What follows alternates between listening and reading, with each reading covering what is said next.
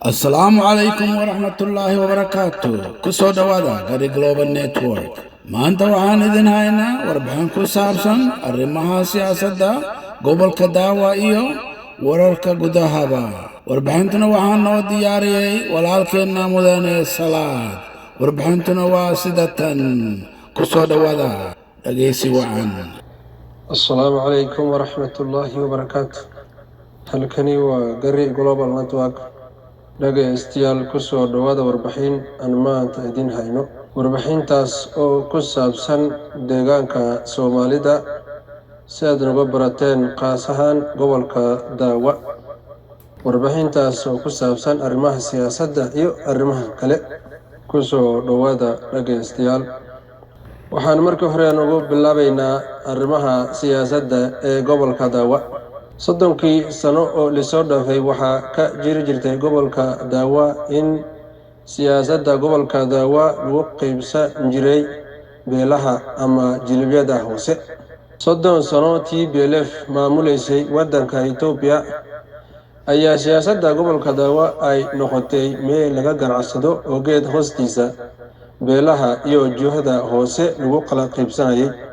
Itoobiya ayaa berigaas xiran oo wax dimuqraadiyad ka jirin. sanadka 2018 markii xafiiska qabsaday ra'iisul wasaare Abiy Ahmed waxaa la dareemay xogo furfurnaan siyaasadeed. Abiy Ahmed ayaa ku dhawaaqay inay dalka ka dhici doonto doorasho xor iyo xalaal ah oo dimuqraadiyad. dadka Itoobiya oo weligoodan arkin doorasho dimuqraadiyad ayaa ku farxay arrimahan. doorashada dalka Itoobiya ayaa hadda naga dhiman muddo yar. iyadoo jirto arrimahaasi ayaa xisbiyo fara badan ay soo baxeen. arrimahan dowladdu ay ku dhawaaqtay awgeed ay xisbiyo badan ku samaysameen dalka Itoobiya, qaas ahaan deegaankeena Soomaalida. xisbiyadaas ayaa inta badan waxay soo gaareen gobolka Daawa. xisbiga ONLF ayaa isagana soo gaaray dhowaan gobolka Daawa oo meeshaas ku xushay xildhibaanada u tartami doona. xisbiga kale la yiraahdo Horumarka iyo Sinaanta ayaa isagana soo gaaray gobolka Daawa oo meesha ku soo xushay xildhibaanada u tartami doona kuraasta degmooyinka gobolka Daawa.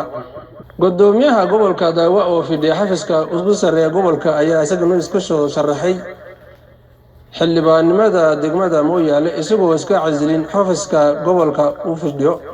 ninka xafiiska dowladda fidhiya xafiiska gobolka fidhiya oo dhammaan ciidamada gobolka awaamir ka qaadanayaan ayaa haddana isku soo sharaxay xildhibaanka degmada Mooyaale isagoo bilaabay inuu xirxiro xildhibaanka la tartamayay maadaama ay ciidamadii hay'adda nabadgelyada isagoo amar ka qaadanaysay booliska iyo maleeshiyooyinka gobolka. xisbiga ONLF ayaa laga xiray hal qof ayaa hadda xabsiga ku jira.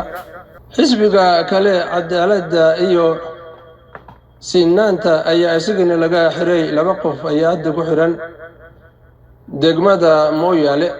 waxaa kale maanta war aan maanta helnay gobolka Daawa ayaa lagu qabtay gaari wada xashiis ama drugs wax loo yaqaano.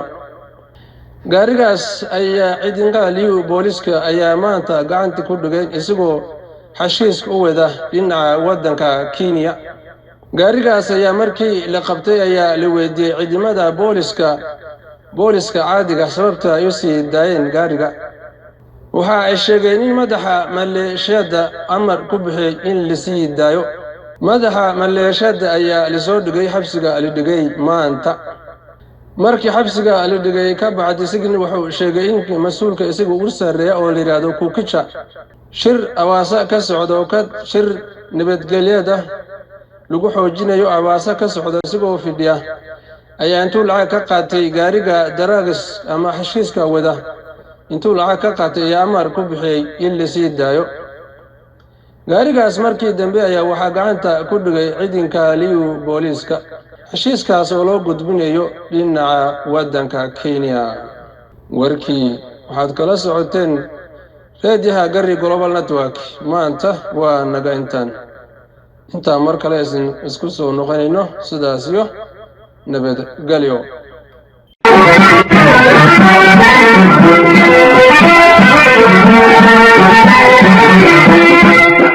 Jena talisa goanki ay keenan Jena talisa goanki ay keenan hadan garabka la qabaan la jiraan hadan garabka la qabaan la jiraan ogolkay daliyaan gesari ulaasan ogolkay daliyaan gesari ulaasan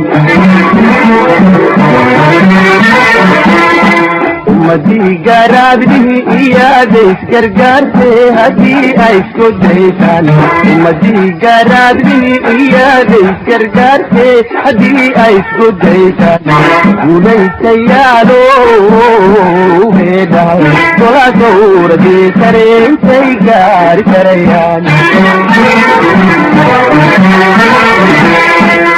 guulaystayaalo heedhaw tola dowradii sareysay gaari karayaan